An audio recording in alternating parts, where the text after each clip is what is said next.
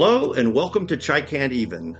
This is Blake Smith, your host for today's episode of Chai Can't Even, and this is a very special episode in this series of Project Zion podcast. I am in Portland, Oregon, and I have the opportunity to sit down with a gentleman who is not our typical Chai Can't Even guest. If you're a listener of Project Zion podcast, you know that Chai Can't Even is normally a series where we talk to young adults about their journey in the church and why they've stayed. But my guest today is not a young adult, and he has been in the church for quite some time and has some great stories to tell. So I am here today with Tore Nilsen. He said I can call him Tor, but it is pronounced Tore. Mm-hmm. That might be the only Norwegian word that I can say correctly, but he helped me with that. So welcome, Tor. Nice to be here. Nice to see you and have a conversation with you. Would you like to know I'm here in Portland? I actually spent most of my time in Michigan. I was a mental health director there for 20 years. I came here because my son is a professor at Lewis and Clark College, and he had all my grandkids, and my wife couldn't wait. So I retired at 59, and I've been here ever since, and I love it. Yeah, that's wonderful. Well, I really appreciate you taking the time to sit down with me. Like I said in the introduction, we're usually talking with young adults who've only been in the church for a little while, but sitting and looking at pictures with you and just imagining that you have some great stories to tell. That's why I'm really looking forward to this conversation. So, I'm just going to kind of turn it over to you, and I'll probably ask some questions based on some things that you say. But tell us about your journey, how you got into Community of Christ, and a little bit about your travel from that point to this point. I need to start with my grandfather. Okay. He was converted in the early 1900s. Peter Museus was a missionary, we call him. It would later be called appointees. Anyway, he came to Porsgrunn. Actually, he was from Porsgrunn, and he he immigrated to the United States, got familiar with the church over here, got converted, and was sent back as a missionary. And he came to Porsgrunn, where my grandparents were living, and he actually my grandfather's brother-in-law was interested. He had heard about Peter Museums and so forth, and he was downtown on the town square holding sermons, I presume they were called, and he tried to get my grandfather to attend. The grandfather, no, it's just, I'm not going to listen to those Mormons. Besides, what would my neighbor think? He had some problems. And finally, I guess one day, this guy, his brother-in-law, came with Peter Museus into his house. But before that, actually, he had reluctantly gone to listen to him. And Peter Museus had a chair. He would get on the town square, he would step on his chair, and he began to preach. Wow. At that time, my grandfather said, "Oh, well, that was kind of interesting, but not really that interesting." After that, he came to his home, and he started listening and listening, and he got so excited about the whole thing. So in the middle of it, my grandmother said, "Nils, get down to the well and get some water." And my grandfather said, I took the bucket, I ran down there. I didn't even feel I was on the ground. He said, I thought I was half on the ground. He says, I was so excited. And on the way down, he says, I will accept this gospel, whatever it's going to cost me. Wow. That was my grandfather. Anyway, he became actually the leader of the Norwegian mission, locally. So anyway, get to my baptism, of course, my father was also baptized and became a member of the priesthood. My grandfather at that time was elder. My father was a priest, and he,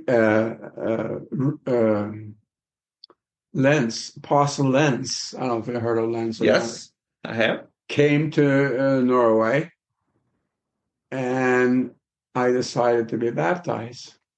And we went out in the fjords of Kragerø. That's a town that we actually ended up living in. And I was baptized by him. And that afternoon, I was confirmed by him and my grandfather. By Apostle Lens. Yes. And that was quite an experience. I didn't know that much English, but it was almost like I understood most of it. It was quite an experience. And then, of course, at that time, it was somewhat afterwards, probably a couple of years, they start sending missionaries again for the first time since the Great Depression to Norway. And Jim Merritt was the first one. And Jim took me under his wing, so to speak. And I went, they had cottage meetings and so forth with slides and so forth. And I usually operate a slide projector and what have you. Actually, one of my cousins told me Jim Schaefer, which is a German shepherd. Oh. In Norway, it's called Shepherd. It's a shepherd, German shepherd. Sure. So I was his, I didn't take it as a defense. But anyway, so we were together as often as we could, although he had a lot of responsibility on. And he said to me, "You should go to Grayson College." And I said, I don't think so, because I only had 8 years of education. Oh. And I took some night courses and so forth because I was an electrician or learning to become an electrician at the time. And but anyway, I went in his faith, I guess. His mother was a guarantor, I guess they call it. Sure. Took care of financially. If something would happen to me, they could send me back on her money. So anyway, I came over and to Grayson College and went there 4 years in the religion curriculum, which was relatively new at the time. Anyway, I could go further, but here I am. So how old were you when you were baptized? I think I was 17. Okay. And had your father been in the church for a couple of years by that point, or was he new in the church? He was in church before I was born. But during the Second World War, and we were occupied by the Germans, we had some meetings, maybe once a month or so, and we would go to somebody's home, other people, and I was the only youth at the time, and I would have been about 7, 8 years old, and I would go to those meetings, and they had long, very long prayer services, and we were kneeling next to a chair so we could hold on to a chair. And there were some long, long prayers. And he and I walked, quite a few, maybe a couple of miles to get there to this place. So I was early involved in that sense, but it was very well seldom, we had those meetings and there was nothing I really could relate to. And so I don't know, I guess an excuse, but I should say that my sister got baptized much earlier, but at the time I was probably around 8, but I hadn't had that much experience. But I said I really felt a spirit during that baptism. I really felt really good about it, and I went to my grandfather and says, "I want to be baptized too." And he said, "Well, I think we should wait." He said he figured I was not mature enough or didn't have enough exposure to the church or whatever it was. So I was postponed. And that from that time on till I was 17, nothing much happened. But I do remember that baptism actually was the confirmation. I remember, I guess, more than baptism, but I felt that good spirit of the Lord. That's a wonderful story. Is there something specific that happened at 17 that you felt like you were ready to be baptized, or you had your grandfather's approval, or what changed at that point? Well, I guess I listened to the sermon, and we were talking, with people coming in. We had a number of church leader coming over the time and so forth. And I just came to the point where I just felt this is the time. You were ready. I was ready. And yeah, it was a good experience. So you go to Graceland and you're part of the religion department, Yes. religious education. And how did that work? You say you had 8 years of education, some trade experience, and then go straight to university. Well, that was a good experience. Not well, maybe I shouldn't say good. It was a difficult experience. I came to Grace, and of course, they couldn't schedule me. They couldn't put me in any specific place. So I was unclassified for the first year at Graceland. So I have never been a freshman. Okay. But I was able to, with the dictionary and a few other things, I was actually able to pass through the first year. How was your English at that point? I had come a lot better. I had spent a year in Pittsburgh before this, Okay. and I worked there. So my English had come up a lot. So I had my spoken English, my written English wasn't that good, but my spoken English I think was relatively good. Vocabulary was not the broadest in the world, but were you working in the electrician trade in Pittsburgh? Yes. Okay. Yes. Anyway, so I then went into my sophomore year, and by that time I had my first wife, Marjorie Richards, who became Marjorie Ann Nilsen, and we had some wonderful 45 years together. When she died of a blood clot after a knee surgery. Anyway, going back to Graceland, I went on then and went into the third and the fourth year. Actually, I was on the dean's list for a couple of years too. So I guess I must have done okay. That would be the good dean's list, right? Yeah, you were on. Yeah. Good. Yeah.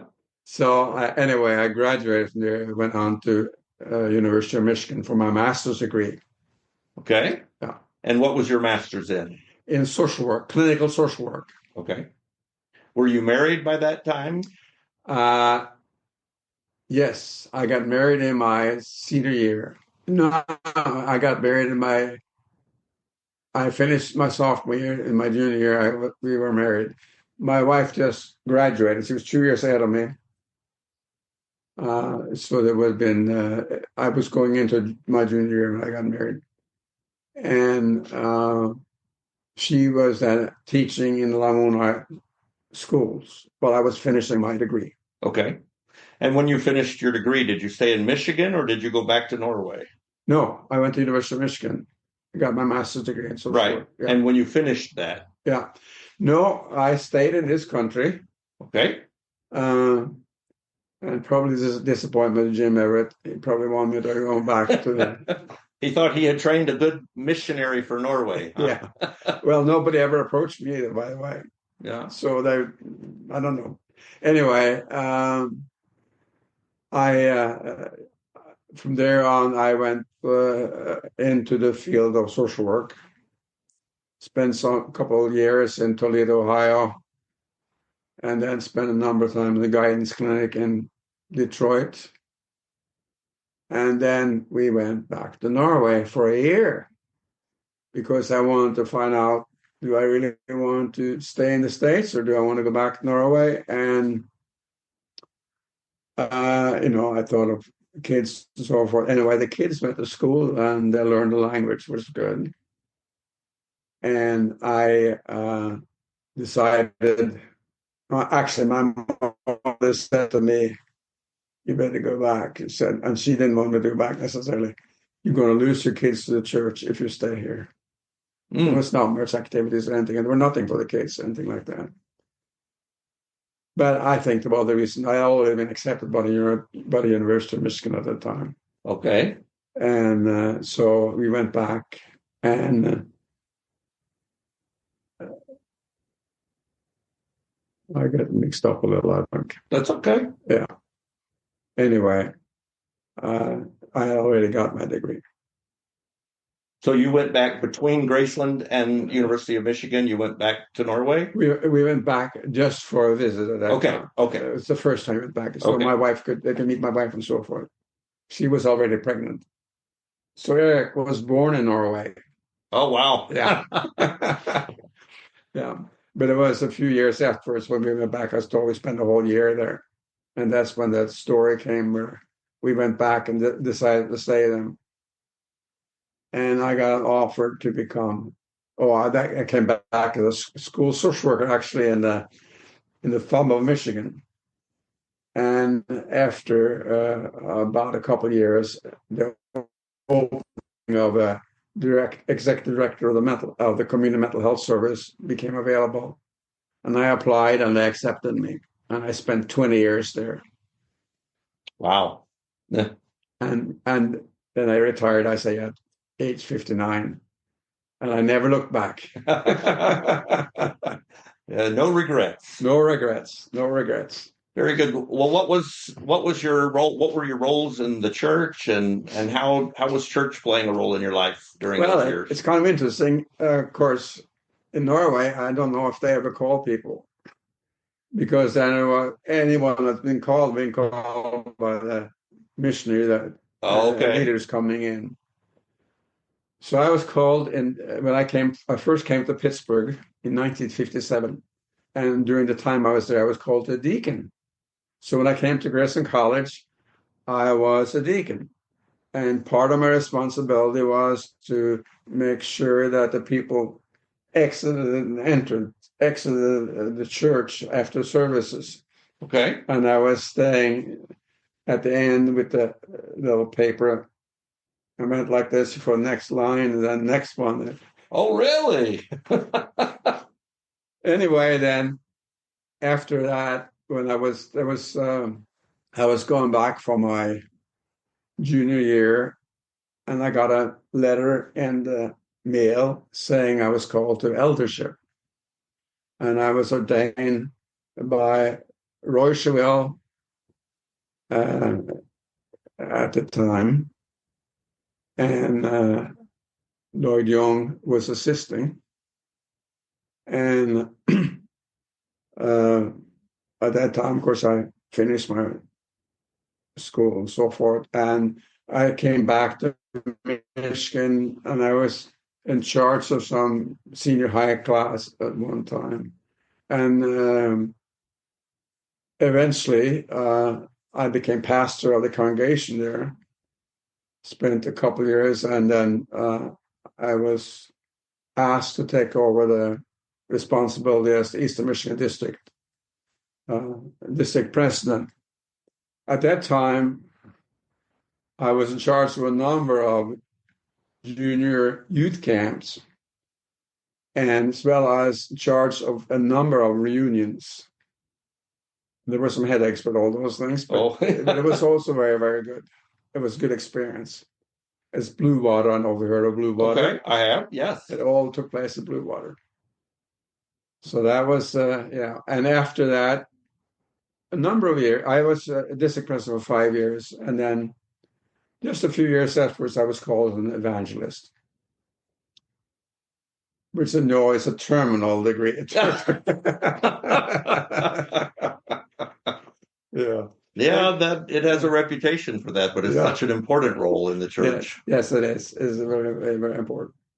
it's kind of an awesome responsibility, I think. Anyway, I took it very, very serious because I want to be able to express myself in a way that was meaningful and also as true to the understanding I had Did you get to by the do, Spirit. did you do a number of blessings? Yes, I did a number of blessings.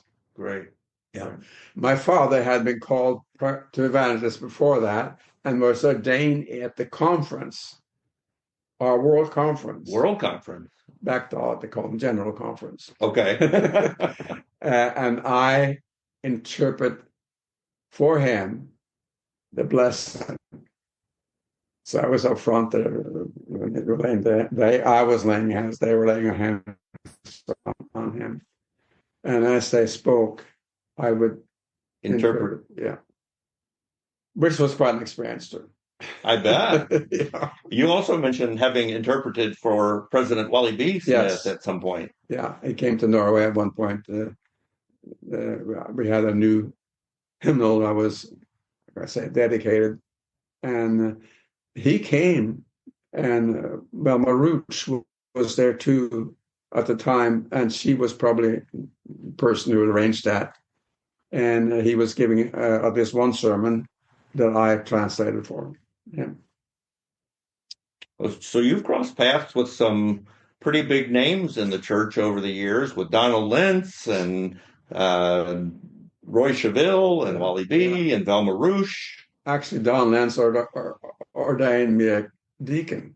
Oh, yeah. So you had shown me some pictures before of conferences in Norway, I believe. Were those Norway, and it's also in Germany. In Germany. In Germany, okay. And were those during your childhood, or were those trips back during your adulthood? No, they were during my childhood. Okay. Adolescent. Okay. Actually. So kind of a regional conference. Yeah, the one in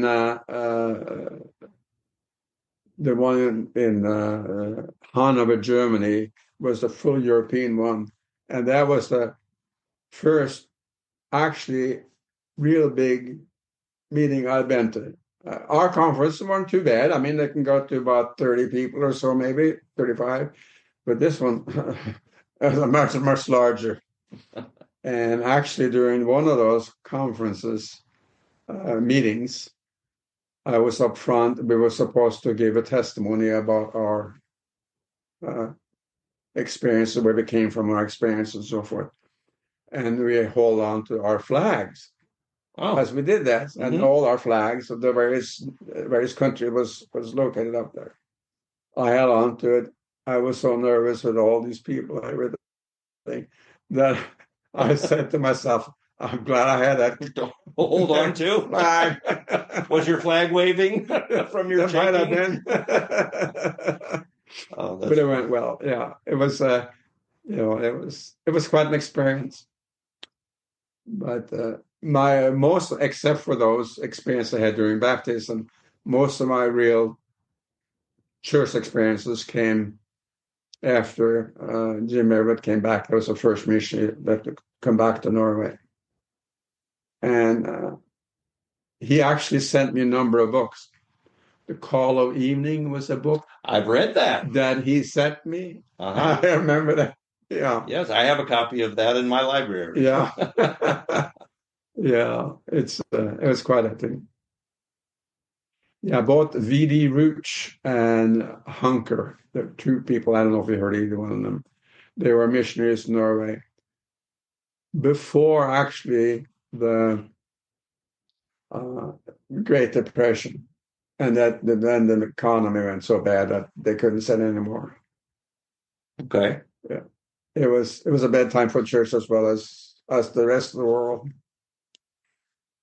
So, having been in the church all these years, I know for myself, I don't have that kind of history, and I have seen a lot of change in the church. You have witnessed significant change in the church since your baptism.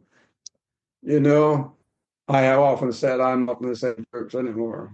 I don't mean by that the Spirit isn't there. all that. But there has been so many changes, unbelievably changes over the years. Just unbelievable. Good changes, in my opinion. Okay. Yeah, good changes. Uh, we used to believe that we were the only true church in the world, and nobody else. They were not. They might have some, but not the truth, the full truth. Well, that's how we were. Sure. We were very prideful. I remember that. Yeah. And anyway, and at that time, of course, it's all men, and often older men, at least in the greater leadership. And so I remember some of the conferences in the beginning, they had not the best of cheers. They came real good, though. Right. And the unfortunate thing was President, boy, I'm blocking on that one. Israel A. Smith. The last? Israel A. Smith. Oh, Israel A. Smith. Okay. Yeah. He was killed on the way to Breslau at one time. Yeah. And so there was a conference fairly soon afterwards. That was my first conference. Oh. Interesting thing about him, too. I met him the first time when I came to first day, actually, in Pittsburgh. They had a men's retreat. And I was not a priest, but I was invited to come there. And during that time, we had some discussion. And I talked to Israel, and he said to me, he says, my mother was a Norwegian. Really? Yeah. Norwegian heritage, anyway. Right. Yeah. I didn't know that. It was interesting. Anyway. So you say that for the most part, the changes have been good. Can you think of, in all of the changes that have taken place, something that really felt good for you in terms of the progress of the church? Well, I think that probably one of the more difficult things, but something that actually have been the best thing as the women came into the priesthood. Yes. As I look around today and look at the leadership from a way top, the president, yes, to the various pastors and so forth, they're women. And I thought, what would we have done if we had these good women there providing that ministry?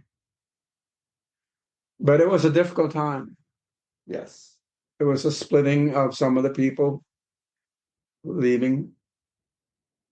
And it was sad. But I think in the long run it was good. The other thing I think that is, to me, very important is the principles. The fact that we are concerned about peace. We're concerned about the environment. We're concerned about people, how they live, and the ministry to them, not just spiritual ministry, but physical ministry. And I think a basic belief right now should be shouted from the hilltops. And I would think, maybe biasly so, that people ought to respond to that kind of message. However, we live in an affluent society. And I have learned a long time ago that where there are need, people are much more responsive to something beyond themselves, to the spirit. And when you live in a place where you have everything, and you're so busy with all kinds of activities, including Sunday activities, then, become less important. And we are happy, but just contribute a little, some money, yeah, okay, fine. But the real full involvement is more difficult, I think, during an affluent era. I think that's very, very wise feeling and sense there, because I would agree that that's the case. It's been my experience as I've worked in the church that those who have experienced rock bottom life or struggle are more open to receiving the good news than those who essentially live in good news most of their life, and we would call that now a state of privilege. So there's less need for God, or at least that's what we perceive at times. So I have a question for you. I'm going to put you on the spot here. So if you had a 17-year-old who was interested in the church now, was considering baptism, you think back about your experiences, what might you tell that individual who was coming to you and asking for your advice? Should they be a part of the church? Should they be baptized? Well, by then time, of course, they have been in church, they have been in all kinds of classes. I knew all about it. Right. And they, like most people that time, they want to participate in the communion back in those days. You couldn't, of course, because you were not a member. Right. And so when you were 8, they knew they could do that. That was one thing. But they also knew that that's the time to baptize. And so they were baptized. And there were no question about it. I don't think that changed a lot until we were more open with communion. I remember children saying, "When am I going to get to take the communion?" and couldn't wait to be baptized for that purpose. Let me tell you one story about that. We have some very good black friends in Toledo. We met them in Toledo, and we befriended them, and we did a lot of things. Actually, my kids refer to them as uncle and aunt. And they came to us a number of times in Harbor Beach when we lived there after we had moved from Toledo into Harbor Beach, Michigan. And they came to church. Lo and behold, there was a communion service. And the pastor at the time was quite conservative. And of course, they were not served. They were so disappointed that they never came back to our church. We went to their church, partake of their communion even. Right. And I was so angry and so hurt that these good people, good Christian people, committed as much as anyone else around there. Better than maybe some of them. They just, that was sad. But that's changed, thank the good Lord. Yes. It's a shame that communion, and it's time for it. I think we've come a long way in understanding even our sacraments in a way that is more inclusive. And now we can use them as a ways to bless others in a way that I believe God would want us to. So I agree. I absolutely love that. So So what are your hopes for the church as you see us moving forward? You mentioned being in the church in a time where it was only men in leadership and older men, and I would add older white men. Yes. For the most part. Now we are in a church with a very diverse leadership, with our first African in the presidency, our first female president, a very blended council of 12. What are your hopes going forward? I have hopes and I have fears. Okay. Give me both. Give you fears first. Okay. Fear is all area of expenses, money. Yes. Yeah. That concerns me because I don't think financially we are in the best of shape when we have to sell some valuable things like the Kirtland Temple. So that's my worry. Yes. And I do worry about it. my hopes are quite different and are much more positive. I think now that we actually, we reflect more and more the congregation, the world, the country in the sense of participation. When I first started, you hardly ever see a black person. And of course, except when World Conference, and after a while, they came from Africa. Right. And that was good. It was good. And now, and I see when you're not so into yourself, you're more open and outwardly. I think that's so important. I think the biggest problem now is how we get the message out in a broader form. And I don't know, I guess maybe that's part of my concern too, that we need to find some way where we can be exposed. Now, Beyond the Wall, we listen to this every Sunday, which is a very good program. And I understand there's another program going on too over the internet. There are several ministries online. Yeah. I know that my area in Chicago has one. Oh, I didn't know that. Yes. Anyway, that's good. That's good. And we reach beyond the borders too that way. Right. So that's good, but that's still a concern. But I see the potential. We have a great potential. I do believe we have great potential, and we just need to expose our faith, our commitments to the greater world, I guess, to the outside our immediate, and we are going beyond the wall more and more, I think. Earlier, it was only in the wall. We didn't go outside the wall, except for summertime for reunions. And when you just preach to the people that are already there, you all heard you more and more.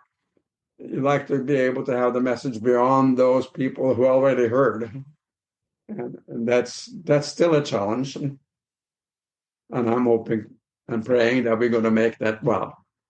So you talk about change being good, and I know that is very difficult for some people, making change. Yes. Can you point to something in your life or your family that you feel made you be able to be more open to change when others might not have been so open? Well, I think I have to be honest. When I came to Graceland, I knew the church. I just want to know some more about the church. And I tell you, I had to really relearn an awful lot. And a lot of things I never heard before. And I got the religious curriculum that were probably, I think, 30, 40 years ahead of the rest of the church in some ways. Wow. I mean, they were, so I was exposed to many things at that point. What was the question? So just what made you open to change? Grayson opened my mind. My wife, Marge, opened my mind. Wonderful. She was 2 years ahead of me. She was already in the religion curriculum. She had already been exposed to Yes, yes. Do you remember who some of the professors were in those days? Lloyd Young, Roy Chevelle. Names. Oh, that's good. Yeah. Anyway, they were some of them. And the population of students at Graceland was a larger percentage members of the church? I would say it would be 90% plus. Okay. Yeah. And we had services and so forth every Sunday morning. We had always service before we went to our lunch and so forth. And yeah, we did a lot of. We had church activities and groups and so forth. And there were the seniors, junior seniors had leadership responsibility in smaller groups. We were really pretty well organized. So it was good. So, no, I always say that. And some people think I am too broad-minded, probably, but in some ways I'd be also narrow-minded, maybe too. So. But yeah, being 80 years old, I think I'm fairly open. Sounds like it very much. Sounds like it very much.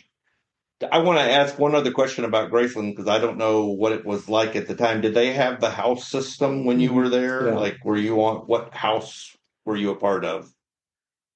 I was. Did they have like Cheville? No, yeah, I know. We didn't have actual name for them. Oh, okay. No, I was on the fourth floor of the old guns. Not the extension. Not the new. Yeah. Okay. But we had clubs. Okay. I was an FMP. An FMP. Yes. What is that? I shouldn't tell you. Okay. I don't remember all of it. It was secret, but it was something about fraternity and I've forgotten even the whole thing. To tell you the truth, it's probably better that way. That's a fraternity anyway. I knew that was part of it. And there were cogs, and there were a number of other ones. Gimpers was one. They were the people that got in trouble sometimes. They put the flag on one of the granary down in Limona. Oh, okay. They got campus. Oh no, the women get campus. They got. They couldn't have any activities or parties or anything like this for a couple of months or whatever. I mean, there was something. Yeah, there was some punishment that went out. At the time, too, of course, smoking was very, very bad. Right. And so, but I'm sure there was some snuck one. But I understand now, smoking is probably mild. That smoking, if smoking were the only issue, that would be not a bad problem, right? Yeah, but then there are also a lot of people outside of church there too. So, yeah, it was a good time. I think I tell you, I learned so much the first 4 years there that I can't believe how much I grew. I was so naive.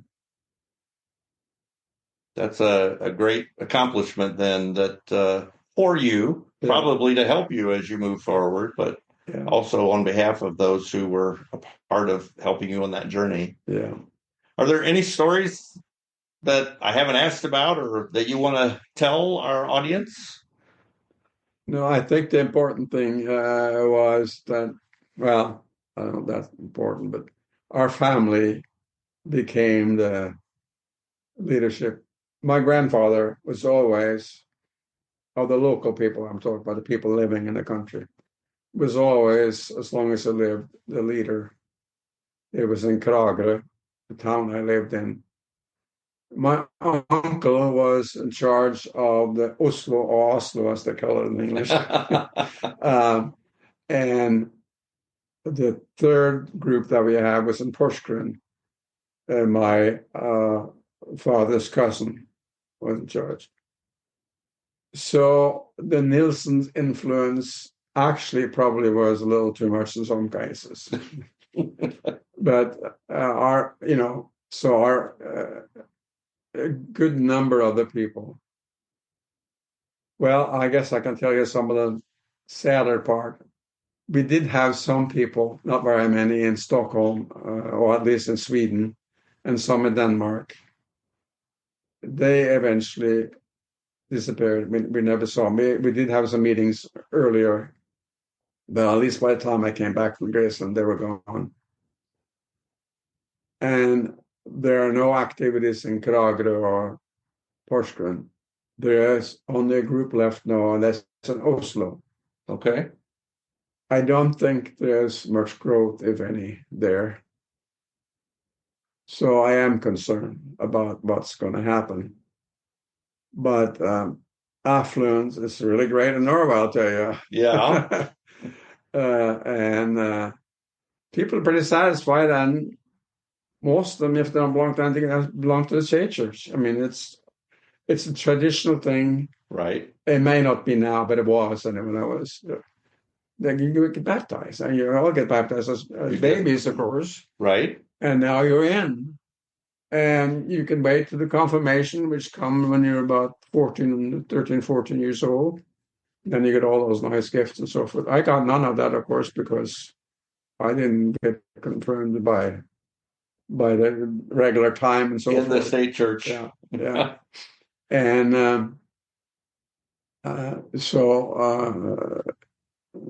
yeah, it was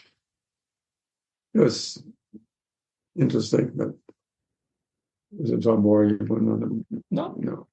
Just wanted to know if you had other stories that our listeners would be interested in hearing from all of those years.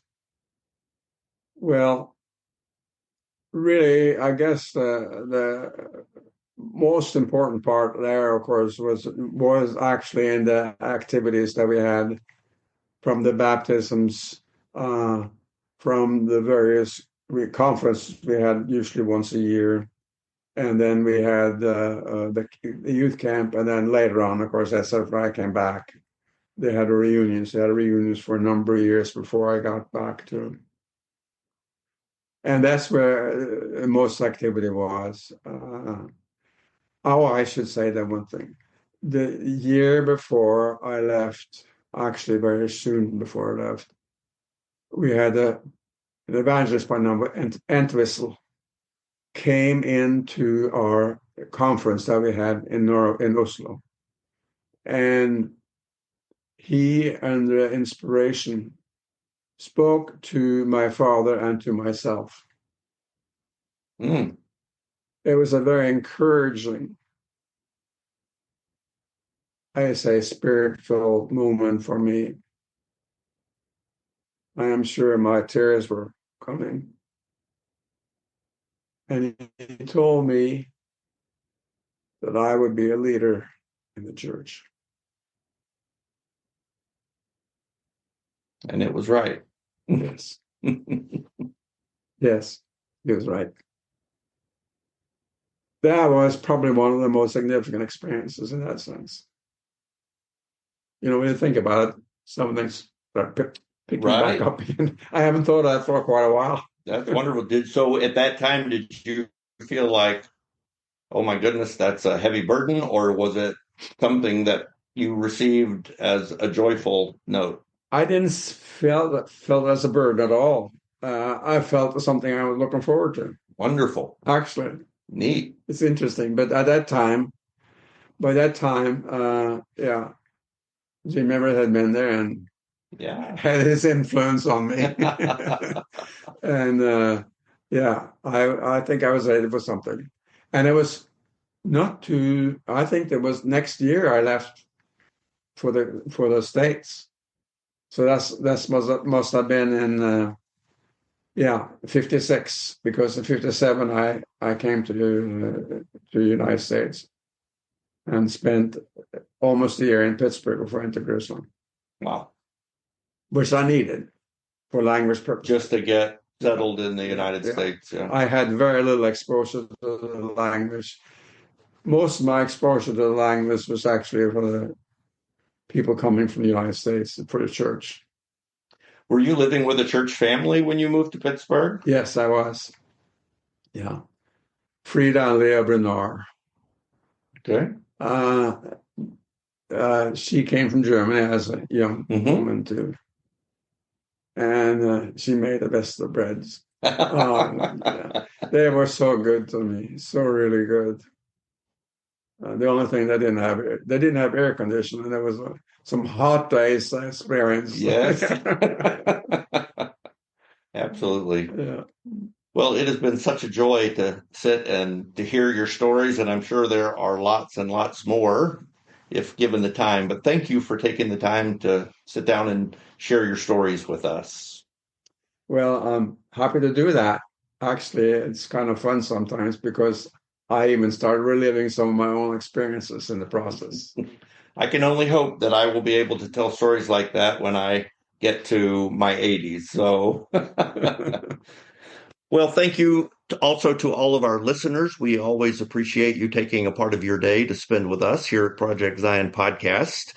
I'm Blake Smith, and you've been listening to Chai Can't Even with special guest Tore Nilsen. We appreciate it, and we hope to see you or have you join us again in the near future. Take care and have a great day.